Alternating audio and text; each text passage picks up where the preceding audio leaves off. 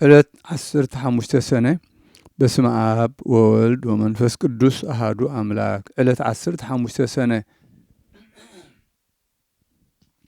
بزع ዕለት እዚኣ ንቅዱስን ብፁዕን ተጋዳላይ ሃራ ሰማይ ዝኾነ ሚናስ መዘከርታ ቅዳሴ ቤተ ክርስቲያኑ እያ ኣብ መርዩጥ እትበሃል ሃገር ዝተሃንጸት ከምኡውን ተኣምራቱ ዝተራእየሉ ዕለት እዩ።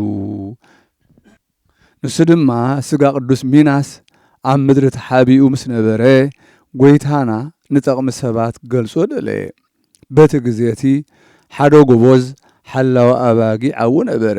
ኣባጊዑ ኣብ ጥቓቲ ስጋ ቅዱስ ሚናስ ተቐቢርዎን ተሓቢኡሉን ዘሎ ቦታ ይጓሲ ነበረ።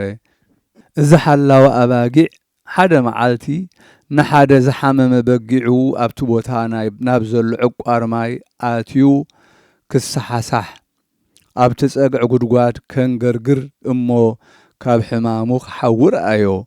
እዚ ጓሳ ነዚ ምስ ረአየ ተደነቐ። ካብኡ ነቶም ዘዝሓመሙ ኣባጊዑ ናብቲ ዒላ ማይ ወሲዱ ኣብኡ ኣጥሊቁ በቲ ጭቃ ቀቢኡ ሓፂቡ የውፅኦም እሞ ኩሎም ከዓ ሽዑ ንሽዑ ዝሓዊሉ ኾኑ። እዚ ጓሳ ነዚ ግብሪ እዚ ናተይሉ ተተሓሓዞ። ሰብ ይኹን እንስሳ ዘዝሓመመ ናብኡ ይመጽእ እሞ ካብቲ ባይታ ሓመድ ገይሩ ብማይ ኣብዒጡ ይለኽዮም። ኩሎም ከዓ ይሓዊሉ ነበሩ። ምክንያቱ ግን ኣይፈልጦን ነበረ። ካብኡ እዚ ወረዚ ኣብ ንጉስ ሮማ ተሰምዐ። ነዚ ንጉስ ሓንቲ ሕማም ቁስሊ ዝነበራ ጓል ነበረቶ። ብዙሓት ሰራዊት ኣኸቲሉ ናብ ዝጓሳ ሰደዳ። ንሱ ከዓ ከምቲ ንኻልኦት ቀቢኡ ዝሕወዮም ንዓኣ እውን ኣሕወያ። ንሳ ምስ ሓወየት እቲ ዝሓወየትሉ ቦታ እንታይ ኣለዎ እዩ ከመ ኢሉ ኢኸ ፈውሲ ኮይኑ ኢላ ምክንያቱ ክትፈልጥ ደልየት። ቅዱስ ሚናስ ከዓ ብራእይ ተገልጸላ።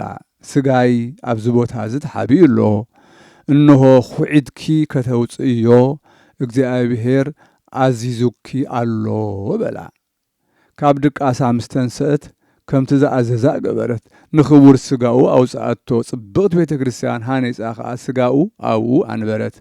ንጉስ ከዓ ንመኳንንቱ ኣባይቶም ኣብቲ ቦታ ክሰርሑ ኣዘዞም።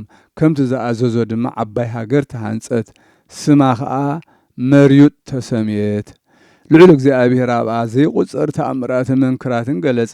ሊቃነ ጳጳሳትን ኤጲስቆጶሳትን መጺኦም ነታ ቤተ ክርስቲያን በዛ ዕለት እዚኣ ቀደስዋ፣ መረቑዋ።